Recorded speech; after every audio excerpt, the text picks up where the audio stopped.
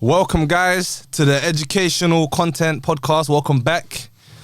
Today, we're going to be talking about a country which was the fourth richest country in 1950. It has the largest proven oil reserves in the whole entire world, yet its inflation rate has raised to over 10 million%. Do you know what country we're talking about, guys? Venezuela. It's Venezuela. And niggas are additional. My Twitter, man, they really all I talk with Twitter fingers. Call me struggle like you niggas really reaching. How the fuck is Nipsey struggle really fucking on your women? Let me rephrase, I mean fucking on your bitches. I don't understand like I was starving, nigga, listen. Your people dying, so I need you, man, to listen. Pop off the socials and go ride up for your niggas. So yeah, man. We got a special guest back in the building. You already know what it is. It's literally the same guy that was here last time. Literally the exact same copy, bro. Introduce yourself. What's your name? Obviously, if you don't know, get to know VE. Someone call me Verbz or VE. You know what I mean? Mm-hmm. That's what they call me and stuff. Yeah, man. So, yeah. You already know who I am. It's Rico Bambino. Today we're gonna be talking about the Venezuela. Venezuela. You know what I'm saying? We're going to talk about their problems, the Venezuelan problems that they've, had to endure, the history. And quite recently as well, America trying to buy oil off them. Now, to most people, that just seems like a normal business transaction, you know what I'm saying? So what's the big deal? Well, after you hear the history, then I think you guys will get a better picture of why that's crazy, innit? But yeah, Verbz, what do you know so far about the Venezuela situation? Keep up bucking at that. I don't know loads about the Venezuela, but the thing is that I do know, like, for example, like they have a very big hyperinflation problem. They have a very big hyperinflation problem. Mm-hmm. That's for one. I'd say obviously what comes with it, like their currency is practically trash. I know that cryptocurrency is a big thing over there as well, because that's the only way they can preserve their actual wealth for as a normal person. Like, I've even been hearing that normal people will actually be using their own paper currency and be making art with it. So they say it's a tourist for dollars instead. You know what I mean? Wow. It's crazy. And I know some people don't fuck with Maduro, Mm-hmm. but Maduro, I've done. My bad if I'm not pronouncing that Nicolas Maduro, yeah. No, don't worry, man. So obviously, like, some people ain't fuck with him, but they're saying he's socialist. I'm hearing, like, even though it's a very oil-rich nation, it's hard for them to actually get petrol. There's a lines for petrol and whatnot. You know what I mean? You see that? You see what he said about the socialists? This is again, this is what a lot of people think. A lot of people think that because Venezuela was quote unquote socialist, yeah, that's the thing that messed up their economy and caused hyperinflation, which is definitely not the case.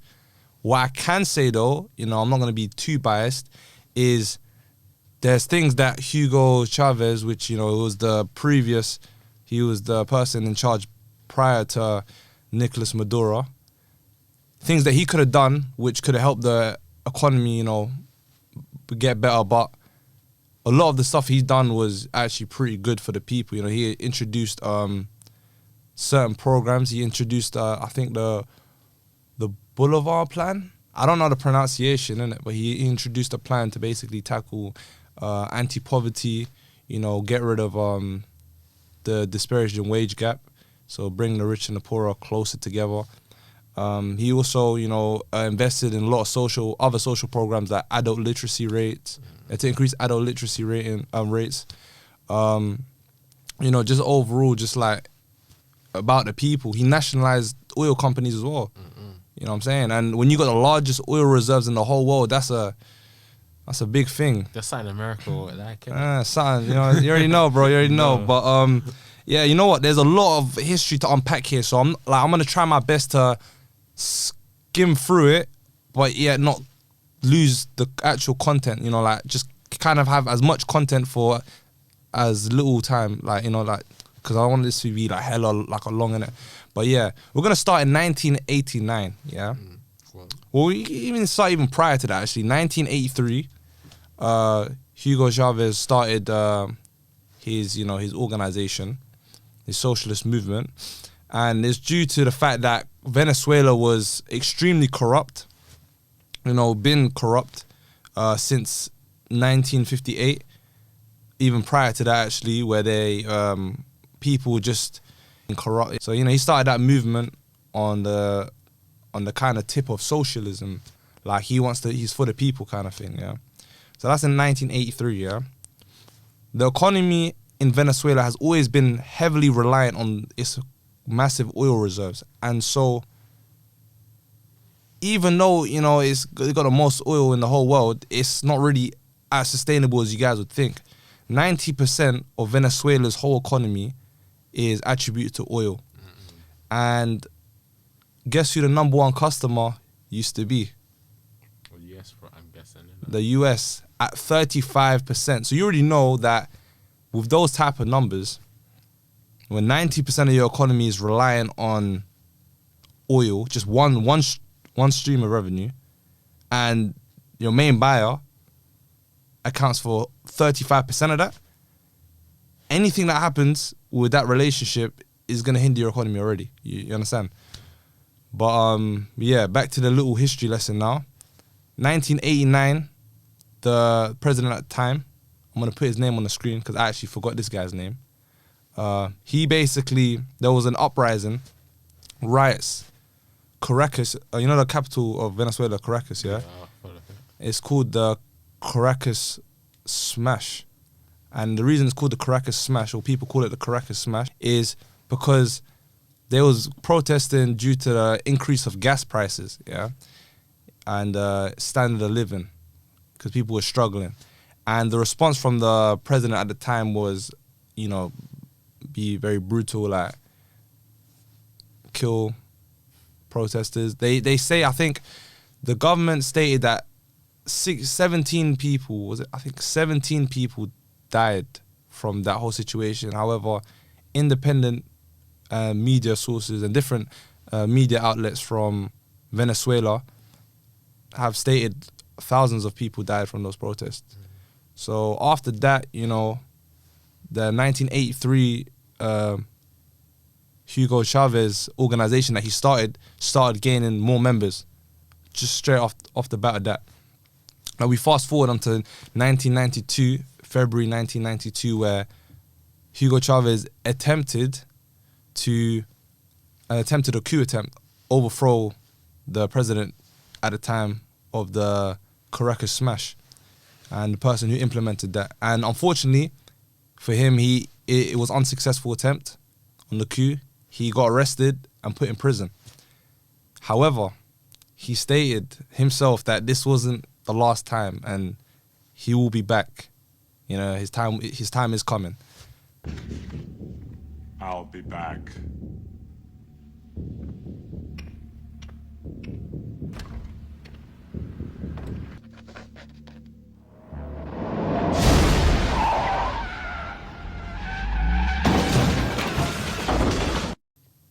Later on that year, in November 1992, yeah, 2 airplanes from the Air Force, yeah, they linked up with Hugo Chavez's quote-unquote movement, because at the time he was still in prison, yeah.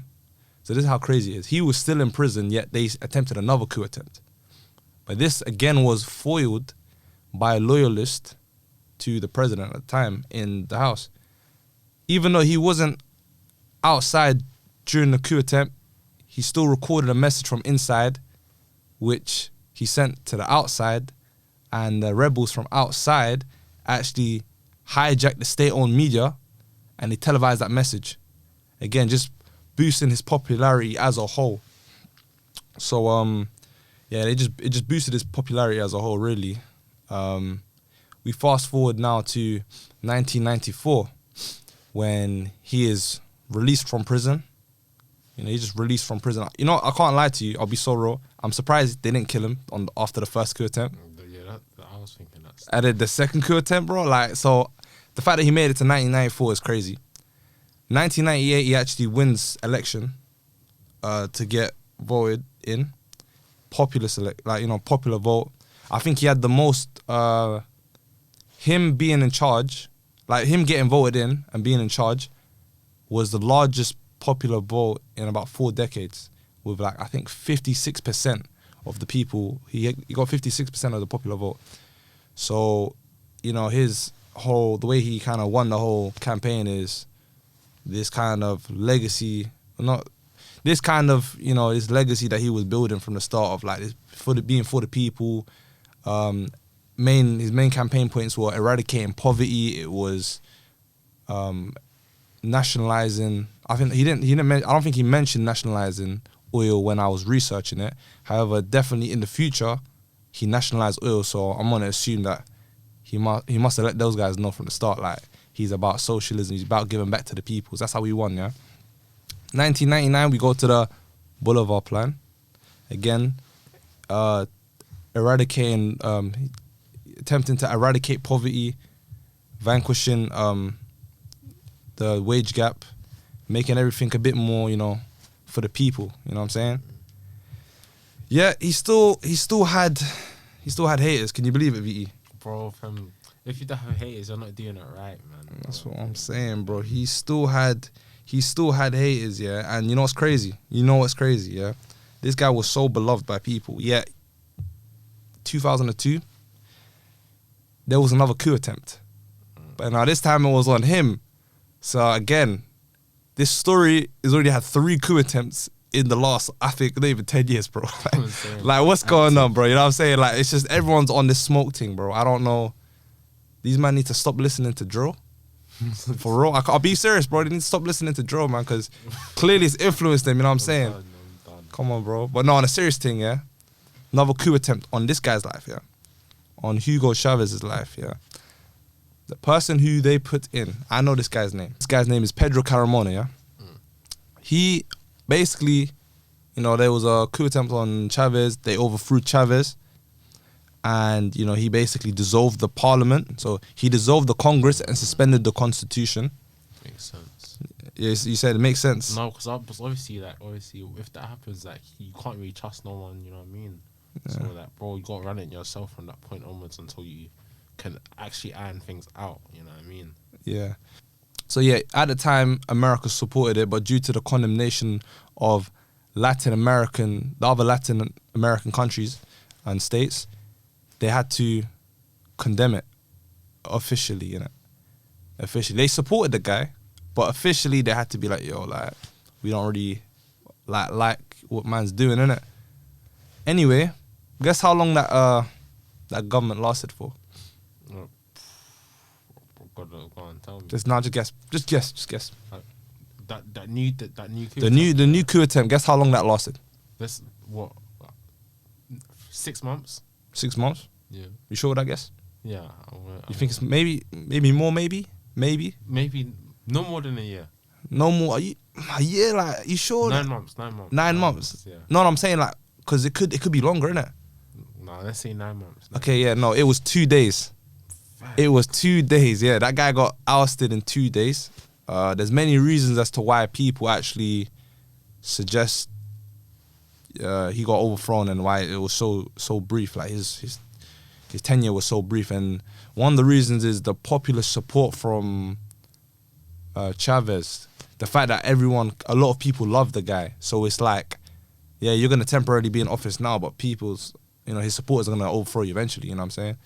Others was infighting within the actual government, the new government that took over. So people didn't really like what certain people's policies were and stuff. So that kind of effed up the whole relationship. And yeah, but as I stated before, America supported that. That's a key crucial information that I just stated now, because it leads on to the future now, yeah? So with this relationship of America and Venezuela, they had a 35-year relationship, yeah, prior to this, yeah. Chavez suspends it, or like he kind of ends it, because from the start, it wasn't even, as soon as he came into power, it wasn't even like there was on a friendly thing. It was more, we've had this relationship prior, you guys got the most oil reserves, you're close to us, so we're just going to be on a trade thing. We don't like what you're doing and what you stand for, but money after mech, you know what I'm saying? Money after mech, you know what I'm saying? But Yeah, so we're just gonna keep it on a trade thing, just a like strictly trade, yeah. So yeah, Chavez basically ends the relationship, and to be fair to him, it wasn't directly after this. He kind of waited a couple years, but certain stuff, you know, kept building up, and certain tensions built up, and he's like, you know what, nah, allow this, man. We're done with this, innit? We're done with this. We're gonna end this relationship. You know what I'm saying? And that's a lot of you man them can learn from what he's doing.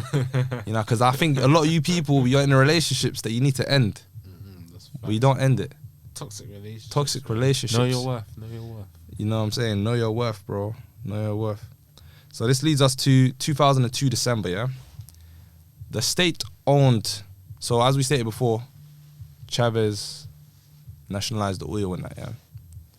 The state-owned oil company is called the PDVSA.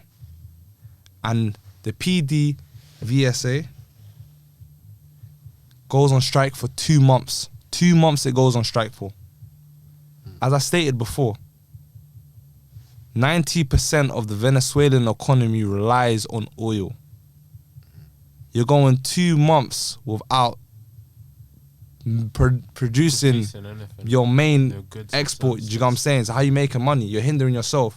And again, one of the reasons as to why they went on strike is due to corruption. They didn't really like what Chavez was doing with this whole socialist thing. You understand? They preferred it the old way. They preferred it the way of, you know what? I want to just have my own money. Like, I want to, you know what I'm saying? So in response to that, Chavez basically fired the top management and 18,000 employees. Yeah. I think at that time, with the, you know, during the strike, yeah, they didn't produce, I think, 2.5 million barrels. And it's had ongoing effects up to this day because they haven't even reached peak levels because, again, when you don't work on producing your main export, you're not making no money, meaning that it's going to struggle in the future. And this is one of the reasons that kind of led to the economic downfall of Venezuela, because when you're not making money, you can't do it. So you won't be making money, you'll be losing the money. The investment that you're making, I'm waffling, bro. I'm waffling, but you know what I'm saying, though, innit? You won't be able to make any social changes you want, maybe green spaces, healthcare, that type of stuff. Yeah, like, so all the money you've lost now, you're gonna have to you still have to upkeep your top export, but you're behind because, again, you've just like lost it, innit? I'm guessing that's where it leads up to, like, since they're not making any actual real money, I'm guessing they probably started printing money from then. Yeah. And that's when inflation started coming in, bro. Yeah. 2003, he introduced his social programs, and the plan consisted of social projects. The plan consisted of social projects like increasing adult literacy, subsidizing.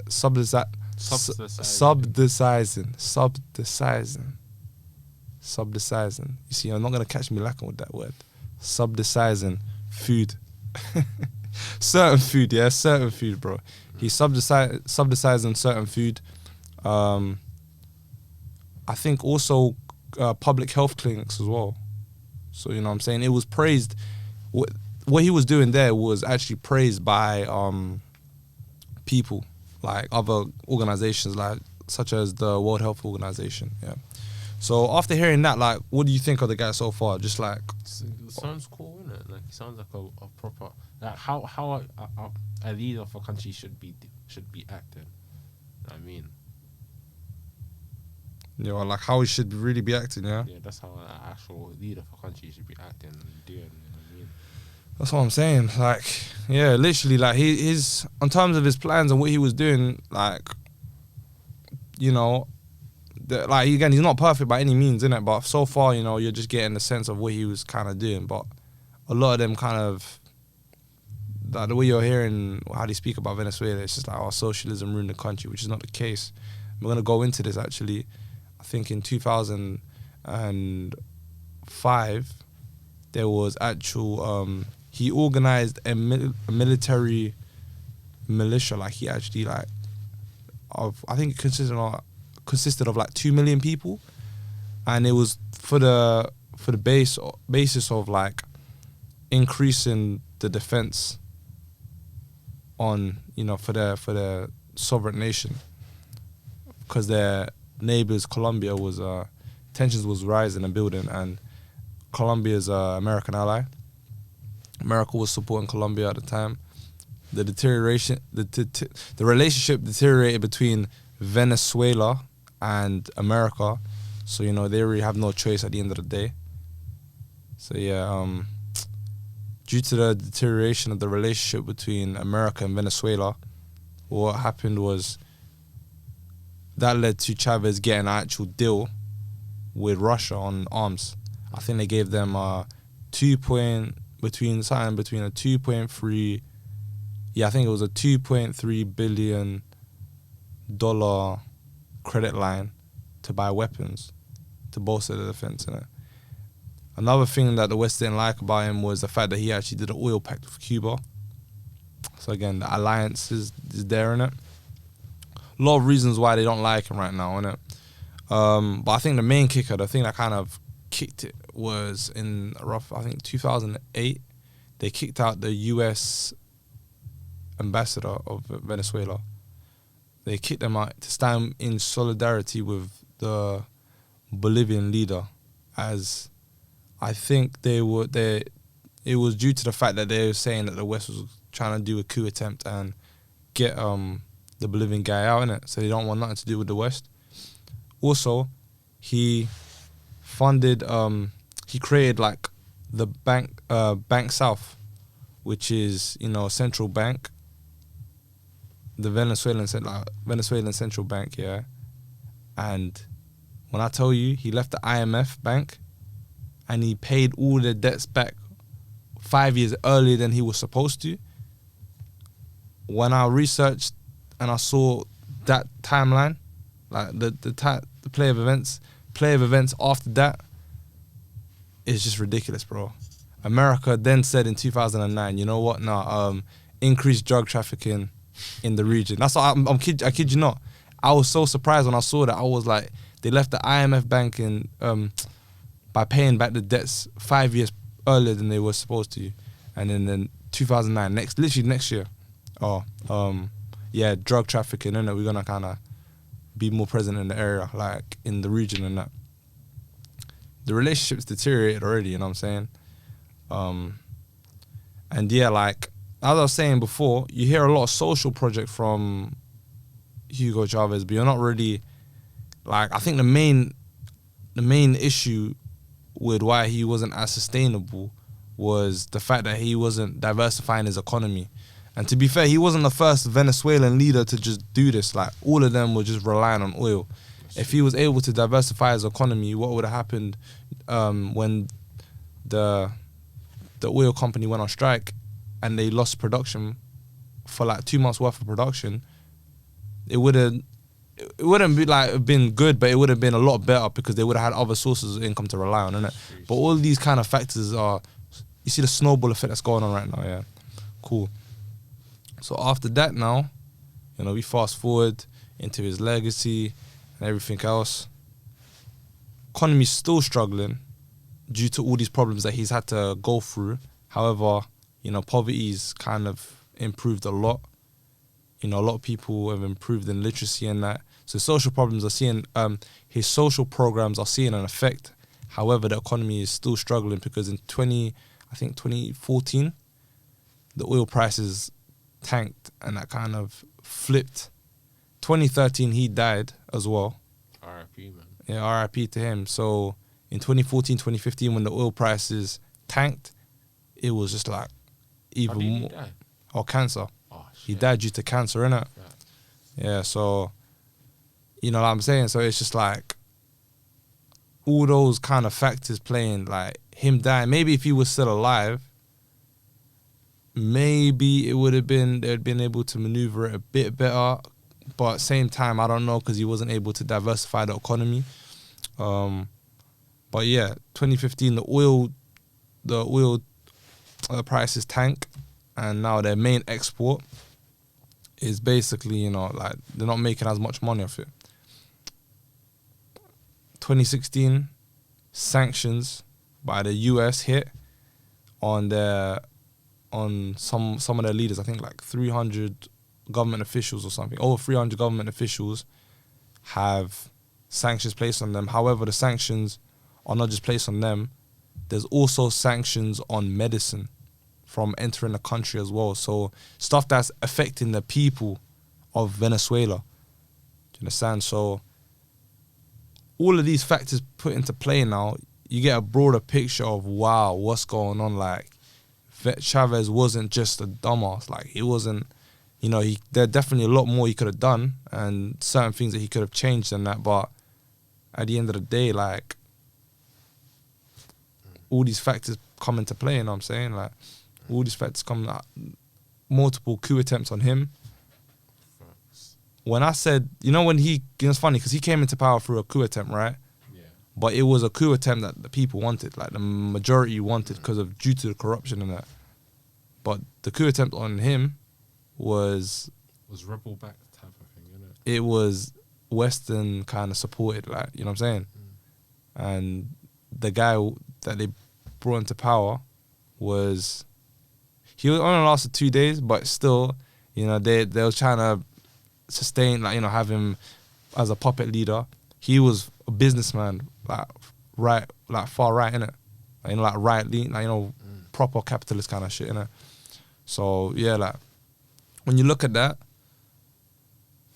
it's just mad, innit? It's just what can you say? Like, you're looking at the whole situation now. The relationship is deteriorated at this point. They've effed up their economy by putting sanctions, and on top of that, saying we're not going to buy oil off you anymore. Then guess who stepped in to fill that void? Maduro. Huh? Maduro. Oh yeah, Maduro filled the void in terms of the presidency, like straight after, but in terms of buying oil, guess who stepped in to Russia provides them with fuel. China relieves their debt that they owe them in exchange for oil. India buys it for 30 to 20% discount from the rest of the world, innit? So they're helping. They're still helping. But again, they're still struggling from the whole situation. The fact that they can't get medicine and other supplies into the country due to the sanctions as well is even harsher on the normal everyday people of Venezuela. Yeah, so the murder capital of the world is Caracas, and it's kind of just sad when you think about, like, the potential that Venezuela has, and due to these sanctions, it's, again, not solely due to the sanctions, but sanctions definitely have a massive part to play in it because it's really hurt their economy even more in it. But yeah, like, fast forward in now, present day 2022, and Joe Biden has actually sent an American delegation to Venezuela to discuss deals on oil and trading, in terms of trading with oil and that. So it's a bit crazy after hearing everything I just mentioned, how, you have the audacity to come back, especially asking them to turn on someone who's been an ally to them, Russia, like, who's been helping them out, you know what I'm saying? So again, two options you can do now as the Venezuelan government. Yeah, you can either say, you know what, we're gonna take this deal, bring money back into the economy, build this relationship up again, and hopefully everything will be better. Or you can stand up and say no, because this decision is very important, not only to Venezuela's country, but to the future of the world. Because if Venezuela stand up right now and they say, no, we're not accepting this type of behavior, you've destroyed our country. Multiple countries, hella people have died due to your sanctions on our country. They stand up to that, then, they'll end this cycle of being sanctioned, you know what I'm saying? Because at the end of the day, what? You help America this one time, and then what happens? After, say America beat Russia, like, if they're going, like, if the Ukrainians able to beat Russia some miraculous way, innit, yeah? Literally, no, on a serious thing, some miraculous way, if they're somehow able to beat Russia, yeah, and now Russia's weakened heavily, you know what I'm saying, economically and militarily weakened, who's gonna protect you then? You're gonna be in the same situation. They don't care. If anything, it's gonna be you're gonna be an easier target because there's no one really backing you, apart from what, China. But China really gonna intervene right now? Well, yeah, China's about their money, man. China's not gonna intervene to. I'll say firstly, that's if I was leading Venezuela, dude, the only way, one, you have to drop all sanctions on Russia and on us. That's the only way you get it. Or you can or you charge them all at extortionate rates, which they're gonna buy off you if you do it anyway. Because if you look at it right now, they have a big crisis because they have a very big what's it called? The cost of living in America has gone up crazy. It's now you got the effects of the war. Now it's going up higher. You know what I mean? Yeah. Cost of living and whatnot. So if you can squeeze these man for every dollar, let them keep printing their money in that, causing more inflation, causing people to like turn on each other internally in America and that, weakening the country. And the way America's looking now, I don't know how long they're gonna be at the reserve. I don't know how long the dollar is gonna become the reserve currency. It's gonna stay the reserve currency of the world. That's what I'm trying to say, bro. Yeah, that's what I'm saying. Bro, them man are bullies, bro. Them man are actual bullies. So like, you gotta sometimes show these men a lesson on that. No, they be bullying. You know, like the thing is, like this is why again, it's good to kind of like know your facts in that, because if you didn't know these type of things, you just have thought, you know what, Venezuela socialism is bad. Let's just stick to the current system. Facts. I'm gonna say this whole socialism thing. I feel like the only reason why socialism has never fully worked in the long term is because Western countries will kill all the leaders who try that. It's crazy. That's crazy. Yeah, bro. I'm telling you, like, it's literally from time Venezuela left the IMF bank, like, that's when everything started going even more downhill. You know what I'm saying? Literally, fam, like. And it just goes to show they're trying to have a control on these countries and like control on this kind of system. You can't do anything that they don't agree with, basically. Especially with that whole nationalization of oil, bro. Yeah, they want their companies making the money, not you, bro. Yeah, they don't want their people making the money. They want their oil companies making the money, like. So, yeah, man. Like, again, Venezuela, you got an important decision to make. So, it doesn't just affect you, it affects everyone. Facts. So just choose wisely on what your decision is going to be. They're going to move smart. I think they're going to move smart. I think so too. I think they're going to refuse it because I think Saudi Arabia, who's an American ally, actually... They're refusing to release the oil. They're refusing to increase their oil production, even though they got a very good relationship with America. Like, and you know what? To be honest, they're looking at it like, why do we have to increase our production for you for this war? Like, you know what I'm saying? We're making less money because we're going to be losing hella oil, and there's going to be more of a production for it, so it's going to be like less expensive, innit? Like, but realistically, they can with America, they can literally just turn back on their, because the reason that America's not producing their own oil right now is they basically put in an act saying that, yo, we're not gonna like to be green enough for the world and that we're not gonna make our own oil. We're gonna rely on foreign oil. It's like, I don't really see how that's, you know what I'm saying, but yeah, bro, that's the only way to go about it, innit? Like, they have to either make it themselves, or they're gonna have to find new sources. Literally, man. Literally, you just gotta have to find new sources. Like, and you know what? Regardless of how much percent, because they do import Russian oil.